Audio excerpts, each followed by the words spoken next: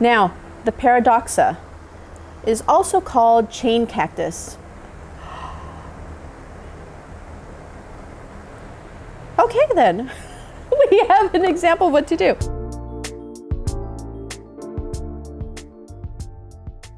Hi everyone, it's Melissa, your plantita abogada here at Tasteful Nodes, coming to you today with episode 2 of 5 for our Halloween special. Today's episode is going to be dealing with oddities, as you can see here. Yes, so you didn't read the description or the caption wrong. Today's episode will be dealing with the oddities, the oddballs, the fun plants for your plant collection. Before I get started, you know the drill. Gotta go through those disclaimers. 1, KKB tayo, kanya-kanyang bayad. For Westerner friends, meaning we each pay our own way. Right? Plantita abogada ain't going to be paying any plant child support, so don't pay your rent money, okay? Number 2, I am not an expert. In fact, I'm an attorney by profession. So I won't claim to carry the expertise mantle for any of these videos. However, if I do share any facts, I'll be sure to put down the sources at the bottom of the screen as well as in the description box down below. Which leads me to my third disclaimer. Take everything I say with a grain of salt and get that second opinion, okay? Surely there are people in your community who have dealt with these plants, who know the pricing, who know how to care for them, where to find them. These are the people that you want to get second opinions for regarding any information I present here. Because any information I do present here will be based on my personal observations, okay? Fantastic. I have a soft spot for the oddballs. I do. I always tend to stray just a little bit from the norm. Yeah, I may march, to the beat of my own drum, but that's okay. And I have no regrets. And I'm so excited to share the plants with you today. First off, I would like to start off with this massive fellow right here. If you haven't seen the teaser, that means you probably don't follow me on Facebook, because I do release the teasers there. So make sure to follow me on Facebook. I'm there as Tasteful Nodes. And this guy was the one featured in my Facebook teaser. This massive fellow, this is King Kong, by the way. And this massive fellow is a monkey tail cactus. And let me get my notes because it's a long name and it's hard to pronounce. And you know me, I get tongue twisted. So King Kong is a Cleistocactus winteri, subspecies colademononis. Yes, I got it right. So I got King Kong roughly at the beginning of the pandemic. This is in 2020. He has been massive ever since then. Previous names for King Kong, aside from the Cleistocactus name, have included Hildewintera colademononis and Wintoserius colademononis. Colademononis. It's such a fun name to say. It just, demononis. Yeah, totally fits the Halloween episode theme, right? This guy is an eye catcher. Whenever I bust him out, people always make comments on how massive he is and everything. He is. But aside from that, I mean, he's covered in all of these soft, bristly hairs. Unlike other cacti, which are pokey, his hairs are actually quite soft. And he's been branching out like crazy. So King Kong is a little bit darker. You'll notice that there is a big difference in color right up here. So here versus here. What happened is he was exposed to some direct sunlight. And yeah, he got a little bit sunburned. So that's what the dark spots are. Where it's darker, the scales or the hairs seem to have fallen off more. So it's a little bit more pokey than soft. But that's also where the more mature branches are. With King Kong, he's only flowered once since we've had him. And it was one red flower at that. I was on Guam to handle some business, some personal family matters, as well as some business matters. And of course, King Kong had to flower while I was gone. So thank you, Plant Daddy, for taking a picture for me so I could remember what it looked like when I wasn't here to see it. Propagating these guys should be fairly easy. I haven't tried it, but he's quite the giving plant with all of the new growth.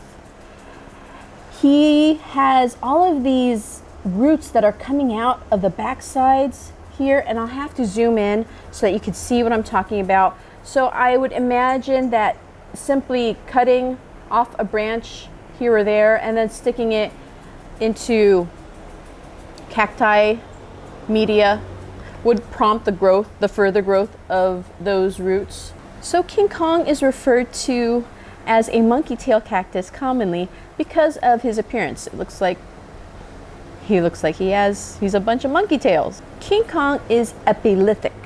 So this is in comparison to epiphytic, which means it climbs on trees, it grows in trees. Epilithic means it grows on lithos, rocks, right? Yes. So he grows on rocky mountainsides.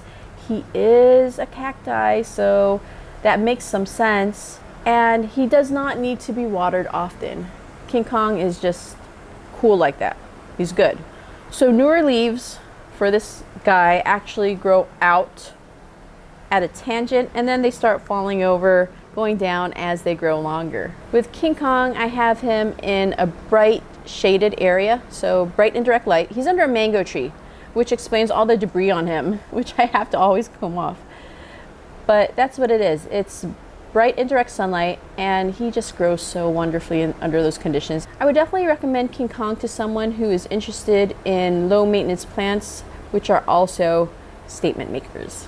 That's number 1 on our list, King Kong, the monkey tail cactus. Number 2 on our list is the Rhipsalis paradoxa, and I'm talking about this guy right here. And it's a really long strand which branched out into 2 and then branched out into 3, and which I will need to repot, pin inside its pot to encourage root growth from the one branch to the major branch. And hopefully I could go ahead and get it potted, or I could go ahead and get it rooted in the 2 branches area as well. I have these cool little plastic forks, they're this big, that I just use to pin these guys down, and that's how I get things rooted. It's kind of like a modified serpentine layering, if you think about it that way. Now, the Paradoxa is also called chain cactus. Okay then, we have an example of what to do. So the Paradoxa is referred to as chain cactus, and that's because it has all of these 1-inch chains that are 3-sided. So it's a 3-sided stem, 1-inch chains, and it's a paradox in itself, right? Pun intended, I guess. So these guys are jungle cacti. Unlike King Kong, who grows on rocky mountainsides, these guys grow in the jungle. So they can handle a little bit of humidity, and they do not bad with it actually.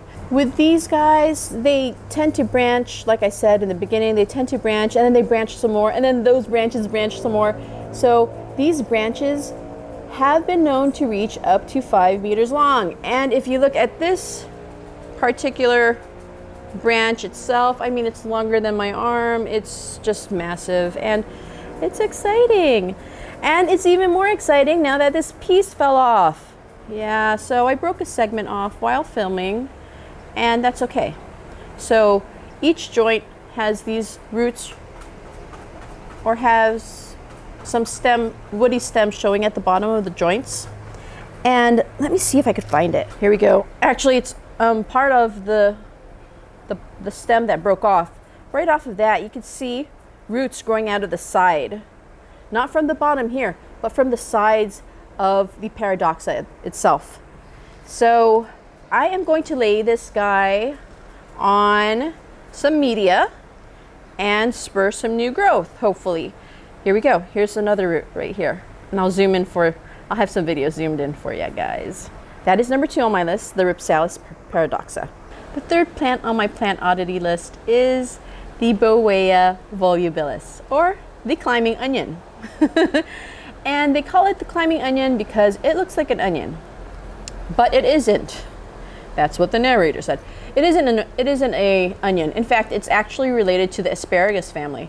This guy was a bit difficult for me because I had a learning curve with this one. Man, it was rough. So he doesn't like humidity. No. And guess where I live? In the tropics with humidity. And I did keep him with the aroids, and it turned out pretty badly. So just like any other onion, the shells or the layers started rotting. I just thought of Shrek and Donkey arguing about onions have layers. I like parfaits. Anyway, so with this guy, there was some rotting as layers were getting cooked, essentially, from the humidity, right? And they've since stopped, thank goodness. But, you know, the damage is done and it's not a pretty little onion anymore, but its hair is quite fine. It woke up like this. So, the Boweia volubilis, or the climbing onion, we're going to call it a climbing onion now, guys, okay, is a native of Africa. And I believe it's Kenya to South Africa, if I'm not mistaken. I am right. So my notes say that it is a native from a range between Kenya to South Africa. It was discovered by James Bowie, who was a collector of plants from the Cape District of Africa for the Kew Gardens in the 1820s. So this guy's been around a long time. But I did not know about it until this year. I mean, how adorable is it though? So the onion part right here can grow up to baseball size, is what I have in my notes, which makes for a pretty big blooming onion if you think about it, right? Baseball size. But it is inedible. In fact, it is toxic, so we don't encourage that kind of behavior, even though we think it. Care tips for this thing, I guess, try to keep it away from aeroids, try to keep it in drier areas. It doesn't like being wet. It doesn't like its bulb being wet. Treat it like you would a succulent. So set it and forget it for a little bit, not for all time. So for the Boweia, only 10% of the bulb should actually be in the media because, like I said, water makes it rot. So you want to minimize the amount of bulb you have in there. Just the roots, just the tip. That's all we want. The media that it's in is succulent similar. It is a mixture of some pebbles, some pumice. It has some slow release fertilizer in here. Yeah, and that's it. There is no organic material in here. It's all inorganic and it likes it that way. It's flourishing that way. It's pretty awesome. And a fun plant to have. And you don't have to think about it often. So, I mean, another low maintenance plant. Might as well call this episode like the low maintenance plants, right? The low maintenance oddities. That is plant number 3 on our list. I might be dating myself when I talk about plant number 4, but you know, so be it. If you were in school during the 90s, then you might remember making those metal S's, you know, those cool S's. In fact, I'll flash a little picture of it as one that I can make until now. Yeah, ooh, bragging rights. Yeah, remember those metal S's? The next plant reminds me of that.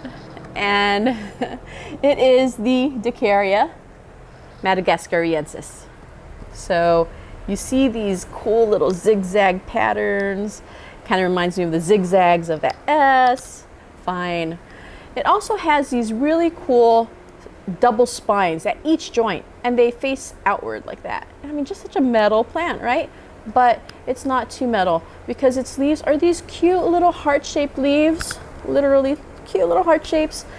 And you know, it's just a little bit love, lots of metal. As you can tell by its name, it is a native of Madagascar. And the cool thing about this guy is that, I mean, what isn't cool about it? This plant is so cool that it is the only species within the genus Decarya. Imagine that, being one of a kind. Literally, you are the only species within the genus. Let me get my notes because I want to talk about Decarya real quick, okay? The genus. So, the Decarya Madagascariensis was described in 1934. Per the Gardner's Botanical, an encyclopedia of Latin plant names, the genus Decarya is actually named after the French botanist and anthropologist Raymond Decarry. I hope I'm saying that properly. Per the Royal Botanic Garden at Kew, this native of Madagascar is a shrub or a tree. And I'm looking at my notes. Based on a quick Google search, it appears that it can become a tree if we allow it to mature enough. But it is such a slow grower. It really is. It would probably take maybe maybe a decade or two to become a tree, because I could see it taking its dear sweet time to become a shrub. I haven't seen the Decarya Madagascariensis flower yet, but according to Tropiflora, propagation for these guys, if not done by cutting, has to be done by seed. And if done by seed, you need flowers of each sex to get pollinated or viable seeds. Yeah, it's a dioecious species, and I'll go ahead and put the definition down at the bottom of the screen. But an illustration that I found while I was researching information for this episode, I believe it was on JSTOR, where there was a illustration, and it actually has male and female flowers. So that's another cool thing about this guy. And that is plant number 4 on our list, the Decarya Madagascariensis. So plant number 5 on our list is a fun plant. And I know, the description and the caption for this video promised fun plants, but this one's extra fun, right? And it would be this guy. This is a Chimera Cactus. And I know he's dirty, he's got watermarks on his base, but man, isn't he pretty? Look at him. From all angles, there's just something to look at. And I mean, the colors are so vibrant, so cool. You've got the dark green coming up around here, mixed in with the yellows and the pinks and the oranges. Just such a gorgeous plant. So Chimera Cactus, they come in different combinations, right? And they're called chimeras because that's exactly what happened. I mean, if you remember the chimera from mythology, different body parts forming this one animal, kind of like a Frankenstein plant. Yeah, kind of, just a little bit, but a cool Frankenstein plant at that, okay? So the rootstock, wait, don't let me get ahead of myself. So this plant occurs as a fusion of 2 plants. So you've got the rootstock down here at the bottom, and then you have the scion, which is typically whatever the colored part of the chimera is. So rootstocks is the rooted part of the plant. It's the part of the plant that can photosynthesize, and it's established because, you know, it's rooted and good to go. So the rootstock for this guy appears to be a strawberry pear cactus, and that's a Hylocereus. This is the Hylocereus part, and if you've seen the strawberry pear cacti, those are the cactus that have those red fruits. I think that's who this is. The scion part appears to be a Gymnocalycium. I don't know how to pronounce it, forgive me, but I'll put the name at the bottom of the screen. And if you zoom in, if I zoom in, which I will, you'll see these little Gymnocalyciums just popping out of the top of the plant. And they're pretty pink and yellows, but they're not going to survive on their own because they cannot photosynthesize. And I'm trying to see where else. We've got some colors right here, but I mean, I guess theoretically you can take off one of these parts, like this one right here. Sorry, I'm going to move this over here.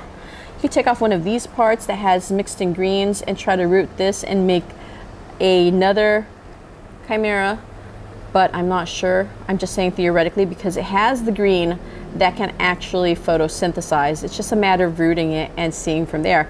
And I may just do that because, you know, mad scientist. And I have in my notes that chimeras are grafted fusions because that's exactly what happened. You had the rootstock right down here that had a chopped off top, that had the scion put on top, that had the chopped off bottom, and then they were fused together, or they were put together, held together by rubber bands, right? There's something about xylems and phloems. I think that's what it was. I don't want to get too deep into it because I don't understand it myself. But everything aligned, the stars, the xylem, phloem, everything, rubber bands, and this is what came out. So this fusion of 2 plants is what came from that grafting. And it's a Frankenstein plant, but it's probably going to be the prettiest Frankenstein you'll ever see. They're a little bit harder to find because graftings are actually quite successful in producing plants that grow together but separately, like the moon cacti with the green bases. These guys are a little bit harder to find, but not impossible. And if you can find one, I definitely recommend one for your collection. Easy plants to take care of.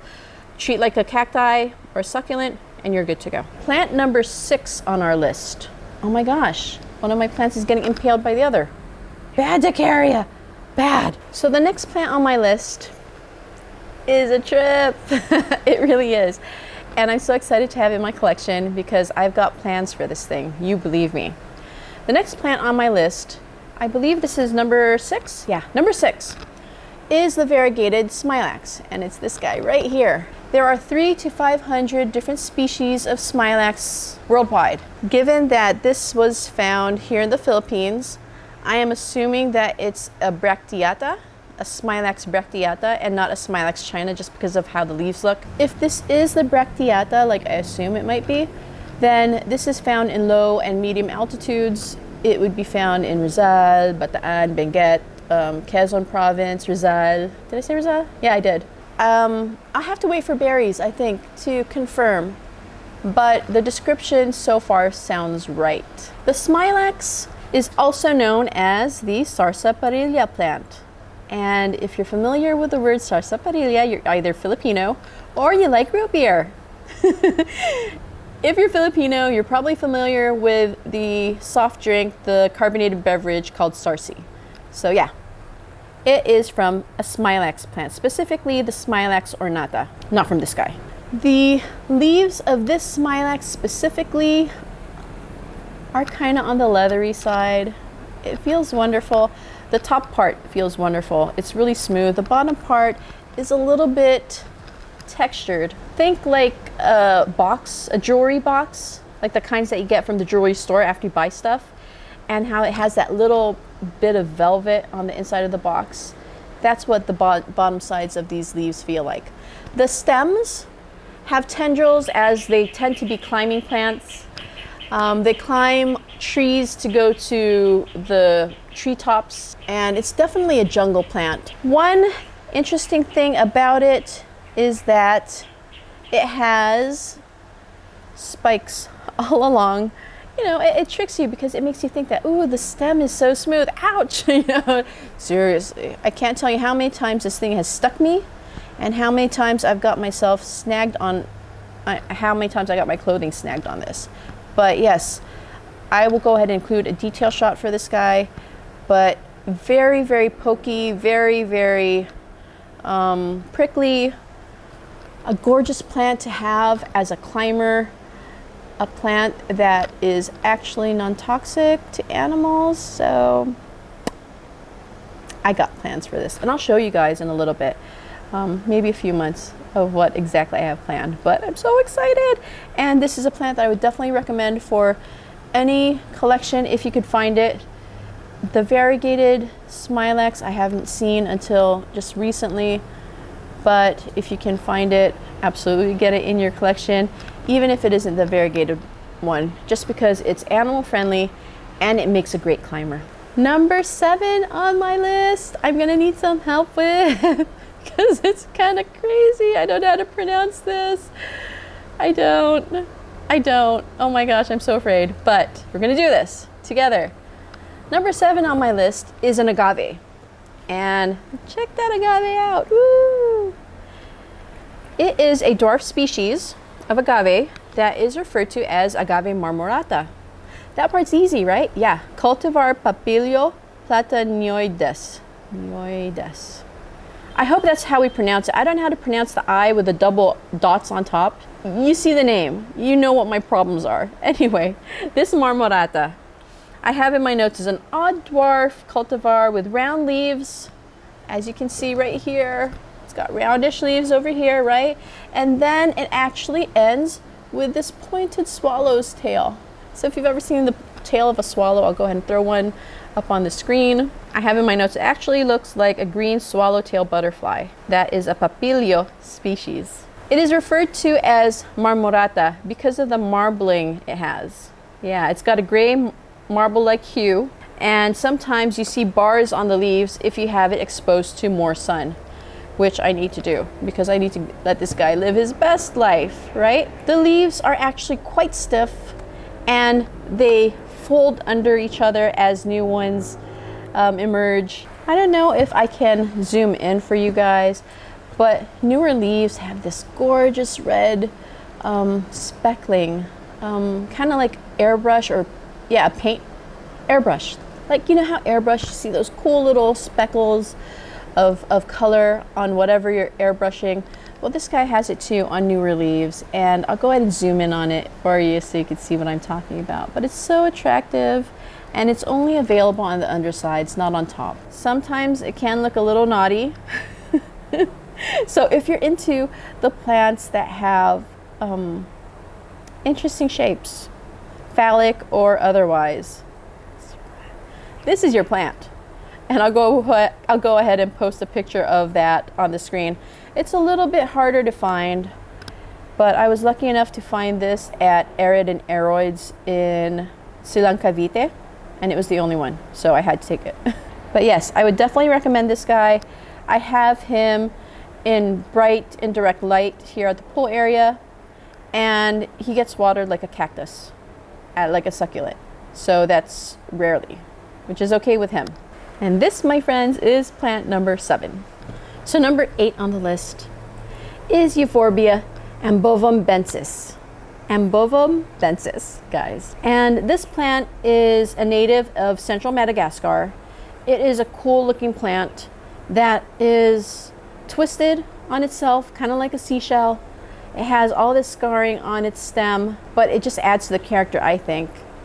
It looks like a coconut tree, a palm tree, but these leaves are really stiff. Think like sugar candies on top of cakes, right? The sugar flowers, think that. That's how stiff these leaves are. They're frilly, it's gorgeous. I haven't propagated this guy yet, but I do have 1, 2, 3, 4 offsets or 4 other branches growing from the soil. So I will need to repot this guy in the future to see what's going on, but it's pretty interesting. So this guy is specific to an area in Madagascar called Ambovombensis, and I'll go ahead and put the name at the bottom of your screen. And let me get my notes, okay? Because now we're going to get into some serious talk. In its natural habitats, it is threatened by habitat loss due to fire, habitat clearing for charcoal, and collections of plants. The Royal Botanic Garden at Kew describes it as a succulent, subshrub. That's a shrub tree, and this is a subshrub. I tell you, the plants in Madagascar are excellent and fun. Because of its habitat loss, I'm guessing that that's what's landed it on the CITES list. And CITES stands for Convention on International Trade in Endangered Species of Wild Fauna and Flora. Because it is on the CITES list, I believe it's Appendix 1, it cannot be exported. So the only way you'll get a hold of this is if someone within your area, a longtime collector, has had it, or if they grew it from seed, or if they grew it from cuttings of their own plants. It cannot be distributed through the mail. Now the thing with the ambovombensis is that because it cannot be exported, what happens is smaller species or smaller sizes of these guys are quite reasonable, right? But they're teeny tiny. And the larger they get, the bigger the price tag gets as well. And this is, I guess, dependent on areas where these are not as available. Because here in the Philippines, they can command a heftier price, you know, the bigger that these plants get. And that is plant number 8 on our list, the Euphorbia ambovombensis. Number 9 on our list is an Amorphophallus species. No, not the caladium, this guy. So, fun fact about this guy, he grew in this caladium pot and we have no idea where he came from. No idea at all. So we don't have an exact ID on it. Yeah, not sure which one it is, to be honest. Someone mentioned that it could possibly be an Amorphophallus saururus, but I've also seen what an Amorphophallus atroviridis looks like. I'll put the name at the bottom of the screen. And I'm not too sure. But if it is a Amorphophallus saururus, well, in either case, either of those Amorphophallus, they are both natives of Thailand. I'm not sure which one it is, but I kind of want it to be the saururus. And let me get my notes because I'll be quoting people on this one, okay? It is a native of Thailand, said that already. It is a tuberous geophyte and grows primarily in wet biomes. This is according to the Royal Botanic Garden at Kew. I found a blog post about the saururus. The blog goes by the name of Hardinerong Sunog. His blog post was entitled The Smelly Lizard Tail. And I was like, lizard tail? I mean, so saurus popped into my head. I'm like, oh, that saurus. So saururus, saurus lizard tail. Thankfully to him, he did a lot of research on this. So he says that the word saururus is derived from Greek word saurus, meaning lizard, and ura, which means tail. Hence the Amorphophallus' name translating into lizard tail. So we've never seen this thing flower in person. In fact, we never knew we even had it. We're so lucky that we didn't pull it out as a weed, because it's a pretty neat plant. And I think that's what stopped us from pulling it out as a weed, is it's different. So it has all of these leaves, right, that come out of the stem.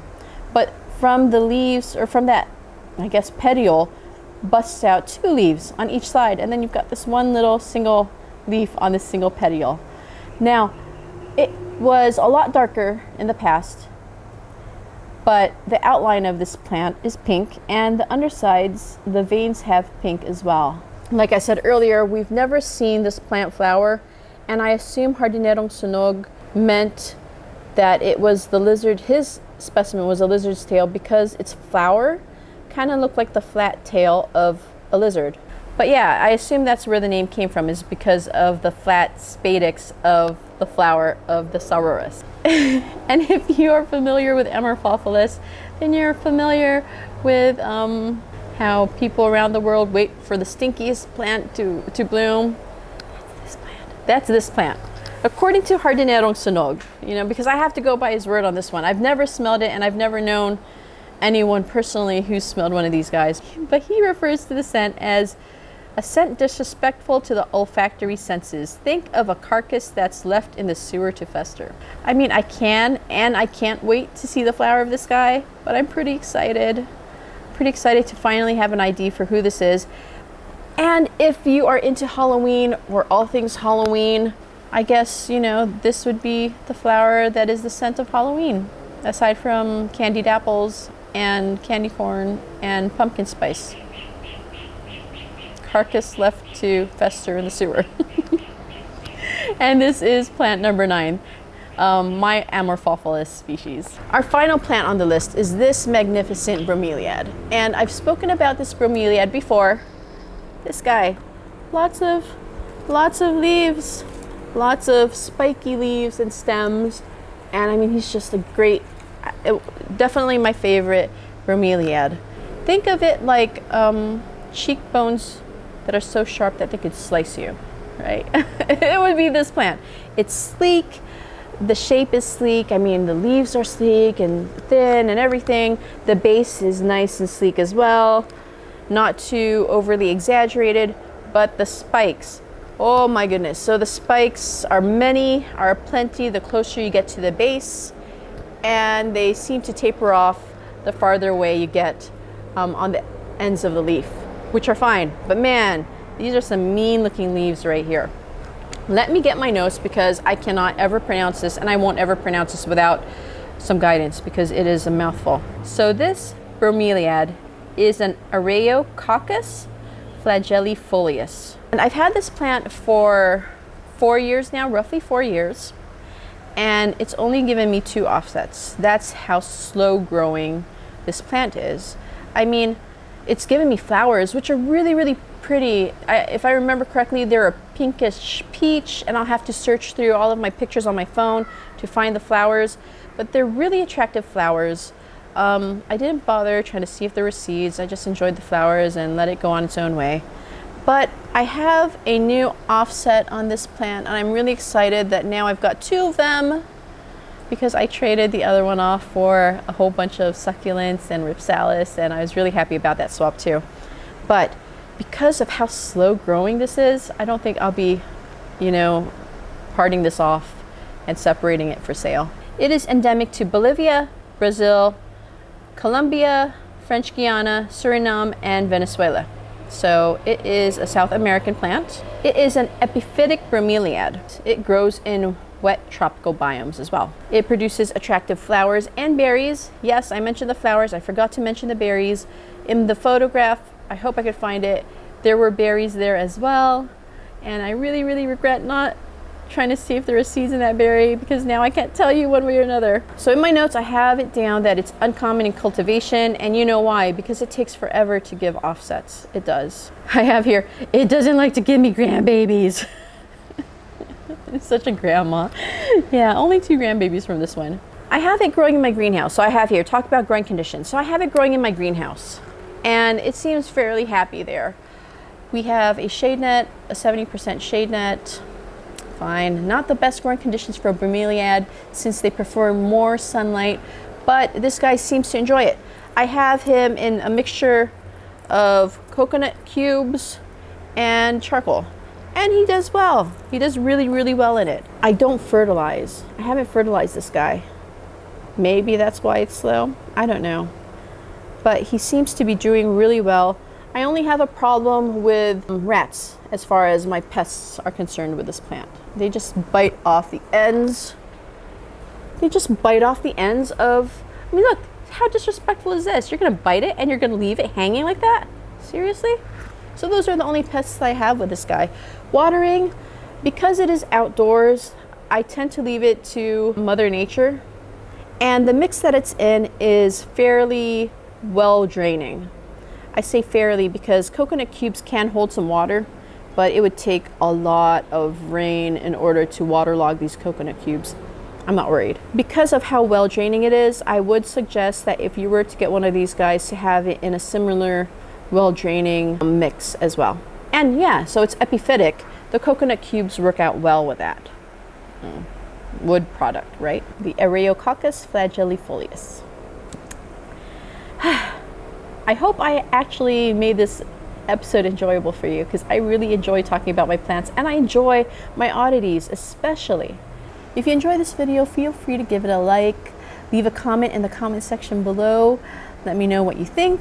Let me know if there are any oddities that you have in your collection that I don't have in mine. I will thank you for that one too. Yeah, if you haven't subscribed yet, please subscribe. We've got 3 more Halloween episodes coming up. We are done with 2 Halloween episodes already, and we've got 3 more left, so you don't want to miss those, I promise. Our 3rd one is going to be a fun one. I love Halloween. You know, I've got my Beetlejuice outfit on today. So, yeah, before I go off on a tangent, yeah, like I mentioned earlier, I post teasers on Facebook, so I'm on Facebook as Tasteful Nodes. Don't forget to follow me there. I know you might miss me during the week. At least I hope you miss me during the week. And I do post other things on my Facebook page as well. If you're just looking for pretty videos or pretty pictures to look at before you go off to bed, check me out on Instagram. I'm there as Tasteful Nodes also. Okay guys, until next time, I hope this video helped you, helped give you ideas of what oddities to add to your collection. Thank you for following and watching. Sa uulitin, keep your nodes classy and tasteful. Bye.